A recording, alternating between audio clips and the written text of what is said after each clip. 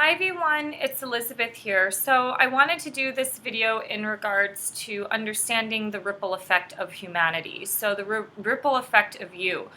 Um, a lot of this came to light and awareness when I studied yoga in India at the age of 22 in 2007, because in yoga, when you start to learn about the yamas and the niyamas, it brings a lot of self-awareness to how you affect yourself but also other people through your thoughts, actions, and behaviors. And one of the biggest lessons in yoga was that you cannot control other people or outside situations, but you can control how you think, act, and behave.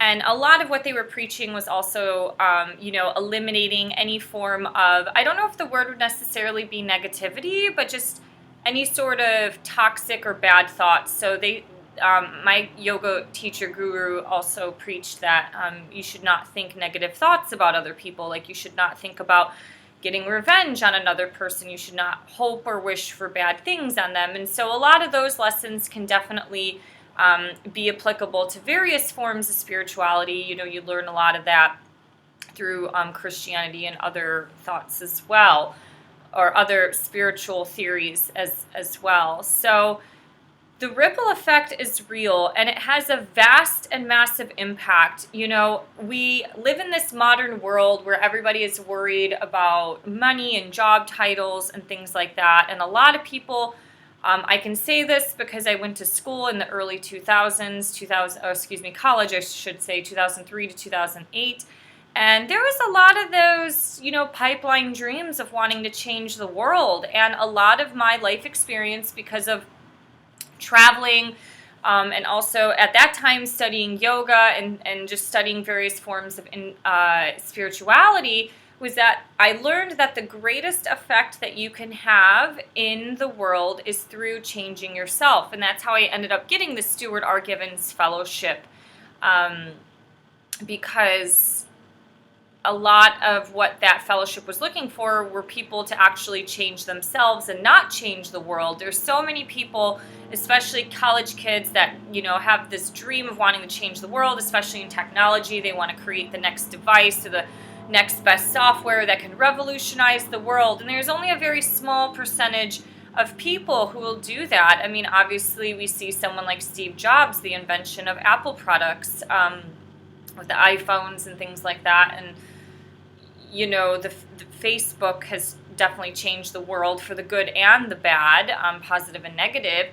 But the ripple effect has such a vast impact in society. And the thing is, this requires a lot of self-awareness, but it also requires us to understand that healing is a continuous process. I do believe we can find peace in our life, but I don't know if we will ever sustain a peaceful life or a situation, permanently. There probably are temporary times of peace that is interrupted with chaotic moments or times of stress or hardship and things like that. Because life is like the ocean. It ebbs and flows. It's in and out. So you go through a really good time period, then you go through a really bad or a hard time period and things like that. And so today we are dealing with mental issues and mental health that is becoming very, very apparent through people's thoughts, actions, and behaviors. Killing other people is nothing new. Humanity has been doing that since the dawn of time, but a lot of what you saw during Middle Ages were to kill for the sakes of freedom, to get away from like aristocracy or dictator type rulerships, in addition to trying to conquer land for your civilization or for your people, to be able to farm or to grow your population and your country and things like that. And, there were definitely a lot of times of revenge and unhealthy moments of just going, like the Vikings just went and raided, pillaged, and plundered a bunch of different societies just for the sake of stealing riches and jewels and whatever that they needed at that time. So I guess where I'm going with this is that in today's society, we are seeing a rise in mental health issues, and a lot of this, I believe, I've talked about it before, I do believe it is socially engineered. I believe that there is an underlying dark force out there that is trying to break us down, that is controlling our minds, that is polluting people. So we have this real world, which humans have lived in for a very long time, which is basically all about survival. Um, Maslow's hierarchy of needs, you need to eat, sleep. Obviously, you're going to eliminate your waste. Probably there's need for love and procreation and things like that, or just, sex in general. So you have a lot of basic needs, which are just like food, housing, shelter, water. Those are basic. And then, now that a lot of that is easily met in modern society, life is not that difficult because we don't need to survive. So we are living in a sort of virtual fantasy world through the birth of the internet and through the birth of, social media tools like YouTube and, I don't know, like the video game world. I don't really know a lot of like the dark web stuff. I'm just not into that, obviously. So there are these virtual communities where it's like people are living altered lives. You have this like rise in the Nephilim with all these Marvel movies where people are transhuman or half human, half animal, half robot, something like that.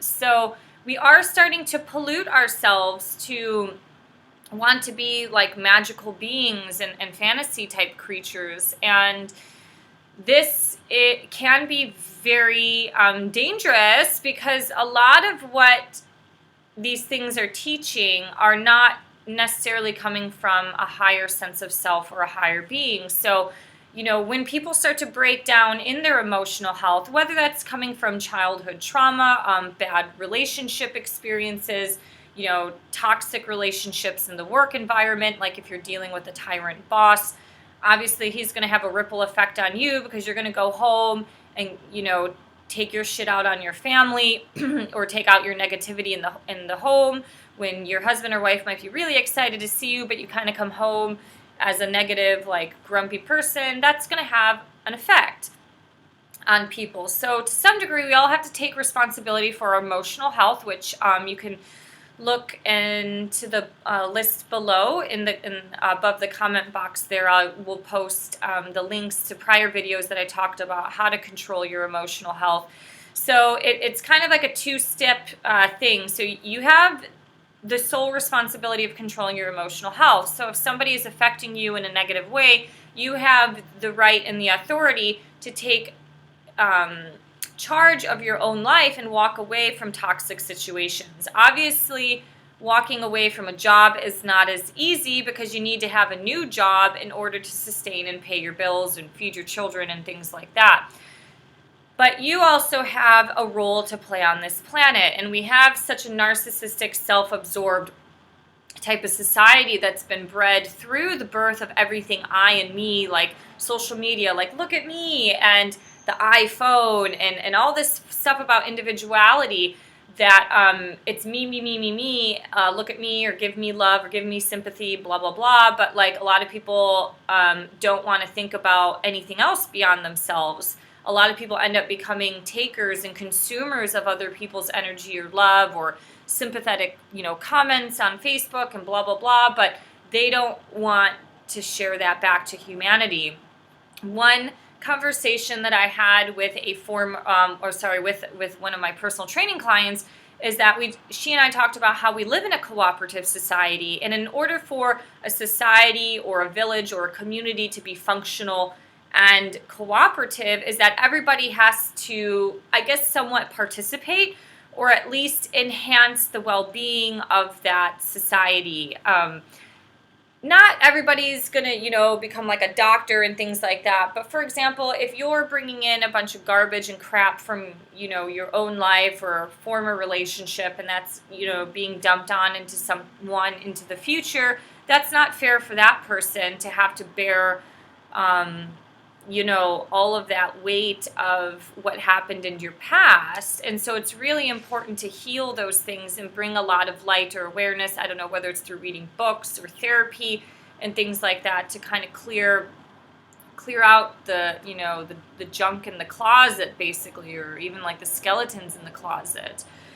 You see this a lot in relationships where you have the mother and the father wound. Usually a lot of women have the father wound, a lot of men have the mother wound, which is where you get a lack of love from the parent of the opposite sex. And that drastically affects the person to where, they either become adults where they're either codependent on other people, or they choose negative situations or get stuck in drugs and things like that. The perfect example of that is the Elton John movie. I did go and see that, and you could just see that he suffered from some form of childhood trauma through the lack of love that he got from his father, and his mother was very cold to him. And that, with the rise of fame and all the stuff, that the baggage that goes with becoming famous, you kind of could see that he was coping and trying to find love and acceptance through drugs and alcohol and promiscuous sex. And there was even one part in the movie where he was talking to his mother and saying, I basically have fucked everything that has walked. And, so many people are using their flesh to try to fulfill themselves. But in reality, what it's doing is just fulfilling a negative cycle of toxicity, because it's not fulfilling. It's fulfilling maybe temporarily for a short amount of time, say like to have a one-night stand, to sleep with someone and to share that experience. But for the most part, it's going to leave people feeling empty, because a lot of what the creation of sex and that bonding with another human being was meant for a higher purpose, to be shared with somebody or with someone that you love. So that was a really interesting example. And, it's like, in that situation, the guy that Elton John kind of fell in love with at the beginning, that promotional manager, obviously that guy had a ripple effect on Elton John, because he was being promiscuous and stuff with other people, and that affected Elton John, and probably Elton John affected other people too through all these one-night stands or drug experiences. Obviously the movie didn't show that much, but I'm sure a lot of natural human beings can relate to a lot of famous people's stories, because a lot of them go through the same similar situations. Obviously they might not be partying and drinking and having sex with random people like 5 nights a week. But for the most part, an average human being who is not in control of their emotional health or spiritual well-being will go into negative behavior cycles, which ripple affects and affects people negatively. So the thing is, it's like, do you want to be a pebble or a rock? Do you just want to be this rock where you're just dumping into the pond or into the lake or the ocean and causing waves and rifts through people's lives? Or do you want to be a pebble where you're just, dropping seeds of good things into people's lives? Relationships and humans are complicated, and there will never be a perfect scenario. There'll never be a perfect person. Relationships are going to be up and down, ebbs and flows, just like the ocean, but it takes two people with some form of maturity and groundedness and self-awareness to be able to move past difficult situations, and to want to choose each other to move through those difficult situations with, rather than choosing other people. So the ripple effect is real, and we have the opportunity in our life to change ourselves, to counsel ourselves, to get ourselves to be healed on a psycho-spiritual level, emotional level as well. And that can vastly affect other people. I don't want to blame men, but you see this a lot with men because they are so weak sexually. They're usually a little less moral than women. And it's like a lot of guys just will go out and cheat for, the sake of pleasure or finding fulfillment or attention from another woman when they're not getting it from their wife. But a lot of them don't realize the amount of energy that goes into taking care of the kids that she bared for you. Meanwhile, a lot of them are like running out around town, getting fulfilled or stimuli through I guess you can use the stereotypical younger woman and things like that. But I want you to take, if you're listening to this, you can take this on a serious note. And I've talked about this in other videos, is think about a suicide hotline. That one little act of kindness, that one voice that shows empathy or that shows that you actually care about a person who's about to jump off a bridge or commit suicide or whatever, that is a ripple effect. And that one little piece of kind of light or love, whatever, has the potential of saving a human life. And hopefully that will help that person change and guide them to a path of well-being rather than being stuck in the dark or stuck with the monsters inside of their head.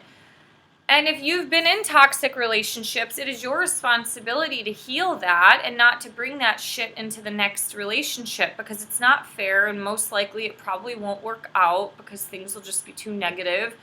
I think for the most part, most human beings just want to, be in a healthy stage of life. Like, I mean, I'm not saying you have to be in tip-top shape or look like a, fitness model or anything like that, but I think for the most part, humans thrive on well-being. It's like when you're drinking too much, you kind of know deep down when you feel like shit after a while of constant drinking that you kind of have to stop doing it.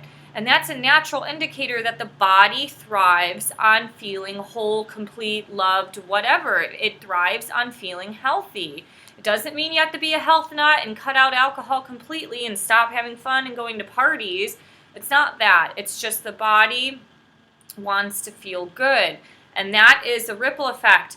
When you start treating your body with kindness or with some form of self-love, that doesn't lead to narcissism, but self-love of feeling better and healthier, your body's going to want to continue on that path. And then when you go and start to damage your body again through like chronic alcohol, you're like, God, I don't know how I did this. I don't know if I can deal with this and continue or ever drink like this ever again, like how I used to. We've all been, most of us in America have been to college, especially in the new millennium. If you've been in college, look at how bad we've damaged our bodies. We partied like crazy. We consumed tons of alcohol. We ate really bad food. Most of us probably gained a lot of weight. I did. It took a while to kind of balance out the emotions, to kind of get back to like homeostasis and things like that. But that in itself is a ripple effect in a positive or a negative way. So I just want to go ahead and read one quote that I saw. Let's see. On the ripple effect here. So the ripple effect of you, the 6 degrees of separation is not that far between you and what really matters. I just saw this on a Huffington Post, a HuffPost blog. I'm really not a fan of Huffington blog or whatever, the HuffPost, but I just thought this was interesting. It says, the idea that everything is purposeful really changes the way that you live. To think that everything that you do has a ripple effect, that every word that you speak, every action that you make affects other people and the planet. And that was stated by Victoria Moran. So anyways, I just wanted to end with that quote because it gives you a little bit of food for thought to think about. How are you ripple affecting society? Is that in a positive or in a negative way? If it is negative, is that who you really want to be? I don't know. It's like soul awareness. Everyone's here to grow their soul. These people who are suffering inside can be helped. They can transform into, they can step and walk into the light. Walking into the light sometimes it's so much more fulfilling internally, but externally it's not as stimulating, as, the darkness of like the drugs, the sex, the nightclubs, the emotional highs that you're getting from like these euphoric states and things like that. But it is a path that is well walked and is best set up long term. So if you have any questions or comments or any thoughts on the ripple effect, please post them below. If you know of anything that comes from spiritual texts or theories that talk about this, it would be great to post that in the comment box, just for I and other viewers can read and kind of think about this stuff on a food for thought level. Thank you for listening. Thank you for liking, sharing, subscribing. If you can, subscribe to this channel so you can help me build it. If you If you think my voice has a point, you can also support me on Patreon. I don't make any money from these videos. I do it out of, self-love of wanting to help people and ripple affect them, hopefully in a more positive light, with balanced points of views on both sides of the stories. All right, thank you guys. Have a great day. Bye-bye.